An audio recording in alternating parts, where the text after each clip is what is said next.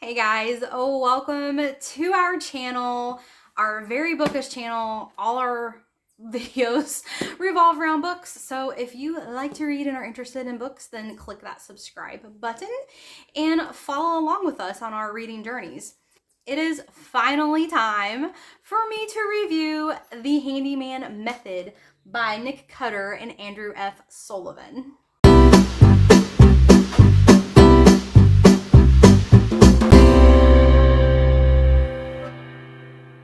So I have been talking about this book for a while. It came out August 8th, so this book is out and available if you guys want to go pick it up.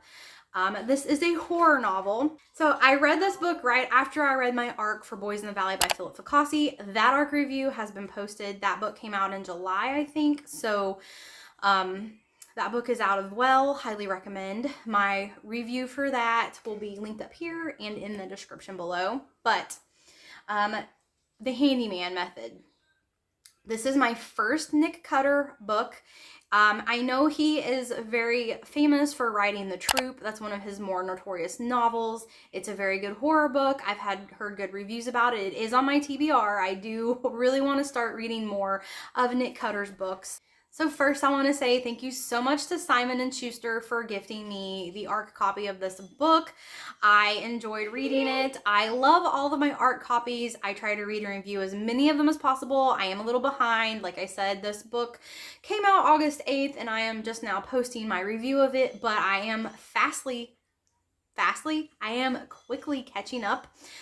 The next book I have to read comes out this month in September, and this is a YA thriller, so I have that, and then I don't have another book until October 3rd, which Jen gifted me, Bright Young Women, so I have that ARC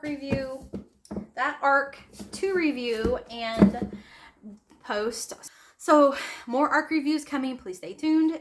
For this book, The Handyman Method, I really like this cover. I find it very interesting. It encompasses the vibe of this book very well. Very dark, very mysterious. You literally have a house that does start to kind of sink into the ground. I do think this is a good book cover. I don't know if the cover alone would entice me to pick it up, but definitely the cover plus, like, if I recognize the author's name, I would think, okay, so yeah, I've been wanting to read Nick Cutter. I would probably pick up this book in the store. So in this horror story, you are following Trent, the husband, Rita, the wife, and Milo, their son. And Trent, Rita, and Milo have purchased a home, and it's a brand new home built in a brand new subdivision.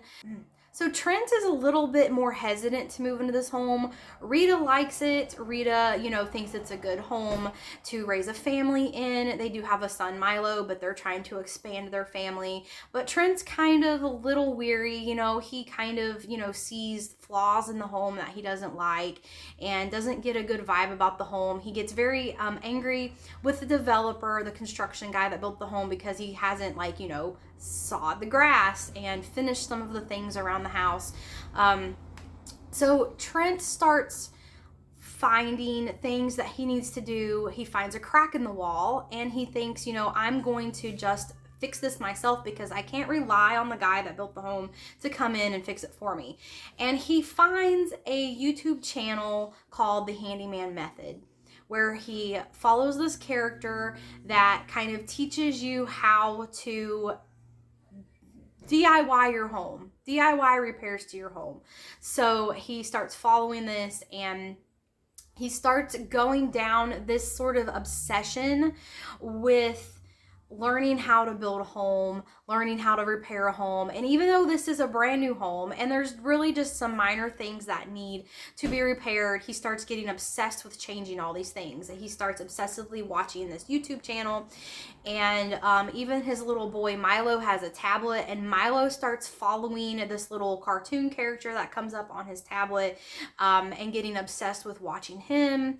One day Trent is out kind of exploring his land and his yard, and his property kind of brushes up against a tree line. So he goes into the tree line and he finds this really weird beehive looking structure, and he busts it open and it ends up being kind of like a big hole, and he seemingly releases something, and the story just starts to go downhill from there.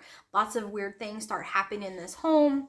His little boy Milo starts acting very weird and starts kind of digging his own hole outside of their house, and listening to this little cartoon character, little boy Blue, that shows up on his tablet all the time. And like I said, Trent's obsessed with, fixing things around this house, and he's watching this Handyman method channel on YouTube with this weird character. Like, he goes and he buys this new pickup truck, and he goes to like Lowe's or Home Depot, and he starts obsessively buying all of these expensive tools to use. Whereas he really was not interested before in any of that. And really weird, dark things start happening inside this house. The house starts sinking into the ground. And alas, you start unraveling this mystery between the history of this land and this home and what is happening to this family. And this is a very gripping book. I feel like all the books I've read lately have just been gripping and gripped me in, with the exception of just a few, which I talked about in my August wrap up. The setting of this book is mostly just the house, which I tend to get bored when a book only has one setting, but that did not happen with this book. I was not ever bored. There is some very gory, very graphic parts of the book, so if you are squeamish with, gory parts, maybe you can either skip this or skip those parts of the book. But if you love horror, if you have read Nick Cutter's books in the past, or Andrew F. Sullivan, I think wrote The Marigold, which just came out, it seems like not that long ago, and I did not read that book. I would highly recommend this one. First time I read either of these authors, and I really enjoyed myself with this book, and I would completely recommend it if you are into horror.